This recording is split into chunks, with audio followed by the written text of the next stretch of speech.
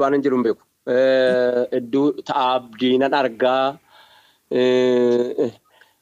hunda beeku baadhu hunda wallaalu waa hunda isinii gochuu baadhu moo waa hunda moo gochuu hunda dhabu at least hordofuu nan danda'a jechuu kooti. Zariyoon galata guddaa kan nurraa qabu nu tarkaanfachiisuudhaan kiilolee malbaa yookaan kiilolee abbaa mana muuziqaa kiilolee obbo Geeta'uun iddoo wajjin lafa yooniin jedhee waa tokkoon ta'u quban qaba waan ta'eef namoonni ammi tokko Saadiq obbo Saadiq Baalee akkuma kanas namoonni tokko jiru gaa'utu obbo Alamuu Qixxeessaa Hinduuniin duratti baay'ee warri harka nurraa qabaa turan obbo Asaffaa Booleedha kan manni isaanii jalaa fudhatame namoonni naannoo Wallaggaa obbo Asaffaa jedhamu abbaa isaaniin beekan nama of jalanuu qabee gaafa ari'atamnu achitti balaqannee mana isaanii jala dhokannee achitti ulaanutti cufee jedhaa ture obbo Asaffaa jedhamu manni isaanii irraa yeroo Tigree keessa irraa fudhatame amma akka ilmaan isaaniitti jirtu hin beeku wana kadhattuu faa taateesuma karaa irratti galtii gaakkamsii taati miti hiree keenya qooda keenya waan ta'eef hawaasa keenya hireedha eega mudanne ammoo Zariyooniin bira baga dhaabbattan jechuudhumaafanii maaltu deemaa jira jechuun biyya ganda hin jiru fagoon jira xiqqoosi amman galutti ani birrii 10,000 Sofiyaan birrii 10,000 isiniif galchina nagaa tola kan facaafanne amar gujjin nagaa walloo argu ulfaadha galatooma obsaatis xiqqaatis masarat asli atilleen galatoom ulfaadha viidiyoorren jiru.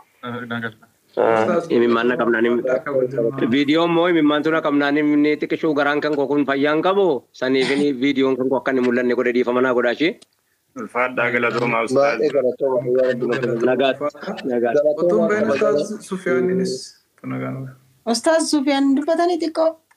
dubbata ono Namicha dhiyeessinaaf gara mandara TikTokii. namichi kun umriidhaan naangafa ta'usi qabsoo Oromoo keessatti warra nuti magaalaa Finfinneetti dhiibne keessaa gaaratti baddaatti godaanne obbo intini biraan fuudhee deeme gaafa bilisummaa dhufee magaalaa Finfinneetti dhufee seenu gaafani dabballummaa leenjifamee xumuradhee magaalaa Finfinneetti gaafan ba'u Wallaggatti ramadameen deeme ture gaafa sana obbo Abbaayee nama jedhamutu makiinaa kaamaatuutiin na fe'ee qalanjii intala jedhamtu tokko wajjiniin ambassaa caakkaa nageesse waraana wayi obbo Abbaayeen isin jiranu qalanjiin isa jeefamteetti hin jirru jechuun dandeenya anumatu lafa jira.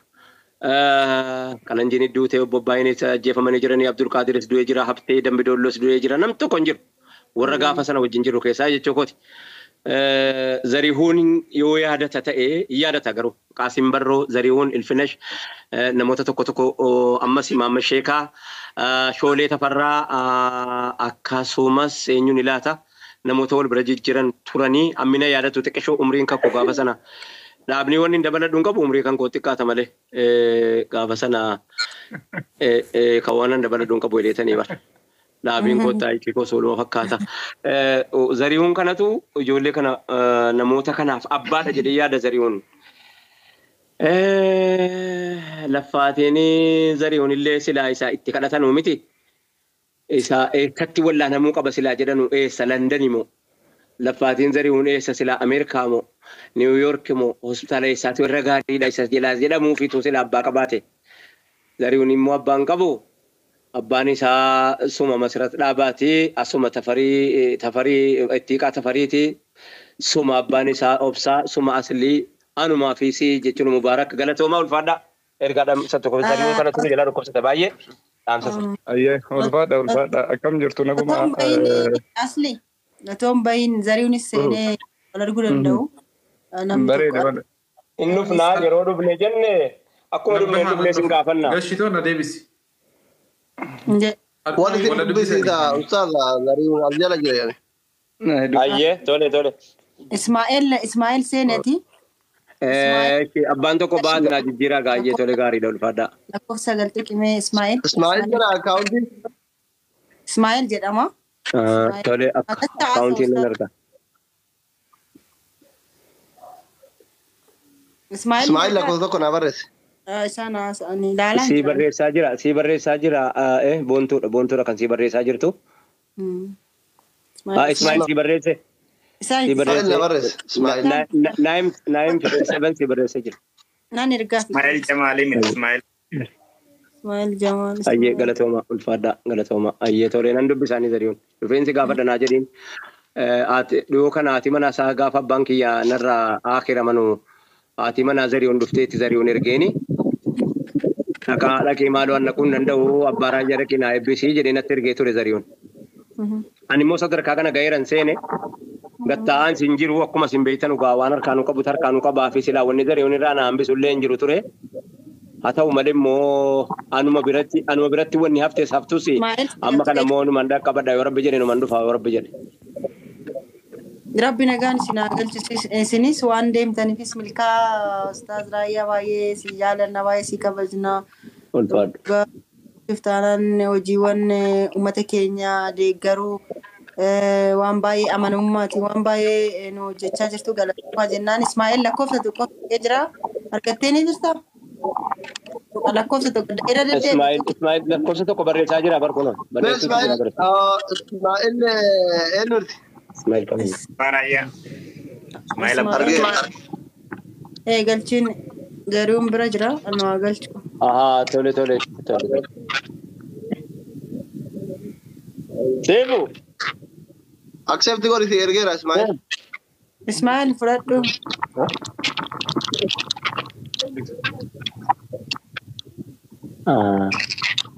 Ismaa'eel ergeera. Galatoomaa ulfaadhaa. Si ergeera Ismaa'eel. Sagalee isin bira jiru. Artistoota keenya sappoorti garaa jirtu welma galatoomaa. Sagalee isin bira jiru gati xiqqeessaati. Miyuutu godhaame mesi. Ismaa'eel si ergeera.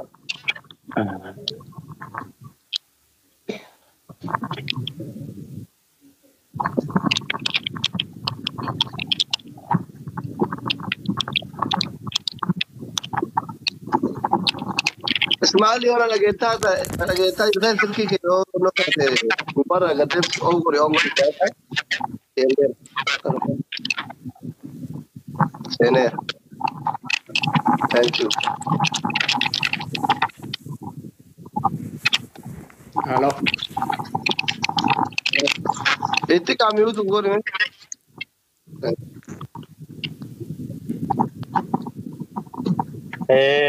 Zariyoon Ismaa'eel akkam jirtu nagaadha? Zariyoon. Baneef.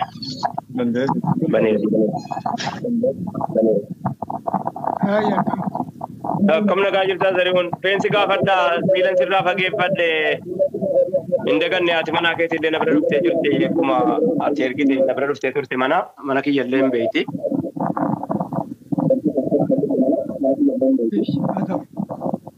Sagaleen biraa ijoollee kaan itti shummeetu gootu. Akkam jirta xinnoo moo Zariyoon dhufneesi wallaannan na rabbi jedhe tole. Dhufneesi wallaannan na abshiru magaa. Inni akkasuma jedhaa keessa dabarfata dhukkubsatameedhaaf hin du'amu. Dhukkubsatameedhaaf asitti sin hafamu. Dhiyee fi bariin hin hafu bari'eef dhiyaan hafu.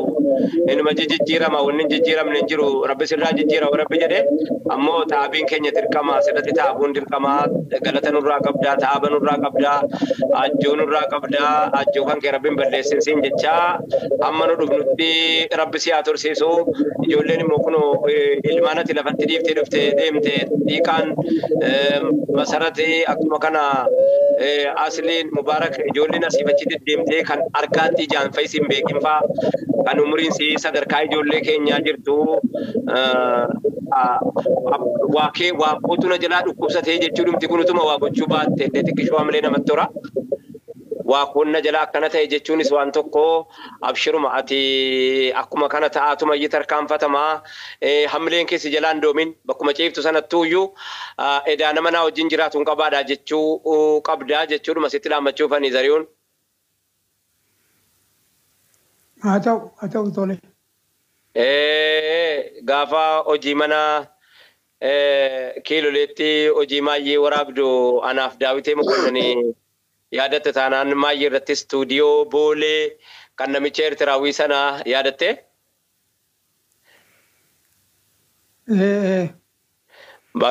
Mudannoo guyyaa sanaa yeroo biraan dubbadha. nagaatti ammaa fi gaa baga nama kana si argee amman dhufee si argutti nagaatti nagaa keessa naa jiraadhu dhufeen si gaafadha akkuma dhufeen. Akka si marratti gaa. Haa ta'u. Nagaatti ulfaadhaa ijoollee galatooma nagaatti.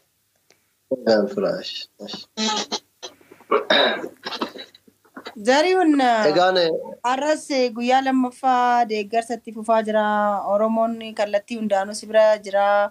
Dhaamsa qabdus akkam har'a akkamitti oolte mee akkamii oolmaan har'a? Oo mbayi. Ariira gara darabbiiti.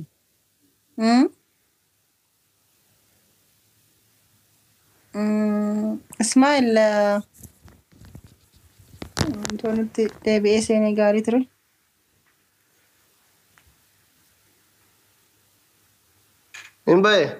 Nimbaye bar.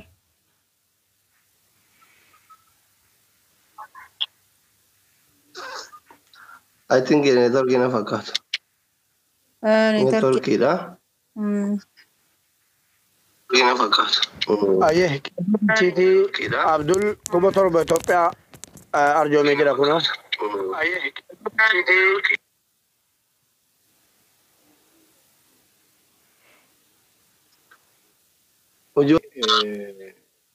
Oksiyoonii godhamuu qabaa akkasumas onniin isaallee akkasii akkuma argitu kana harkumaan ol qabnee gadi qabna. Amma kunoo Hayat Hospitaalitti torbanitti yeroo sadii deemee dhiqama. Akkanumatti jira. Egaa uummata kiyya argaa jirtanii silaa nuti iyyuu xiqqasho wal rifatu kanarratti jarjara hin qabnee fi malee nama guddaa viidiyoo fidaniitiin ilaaluun hin ta'u namni kun diina hedduu qaba. Aduwwii hedduu qaba. Akkuma fira baay'ee nuti nu qabu irra baay'ee diina hedduu qaba waan ta'eef warri duraan inni isaan morkaa ture yeroo inni akkatti fayyaa waaqatiin kufee kan duraan diina kenna ciisu kana itti gammadan itti tola. Warri riba nu dhabe itti tola. So artistii kenna waan dandeenyu bira haa dhaabbannu. Qeerroo galmeessaa jirta namatti dubbisu si barbaachisa moo akkam goon? Lammiin 5,000 jedhaa jira Kanaadarraa.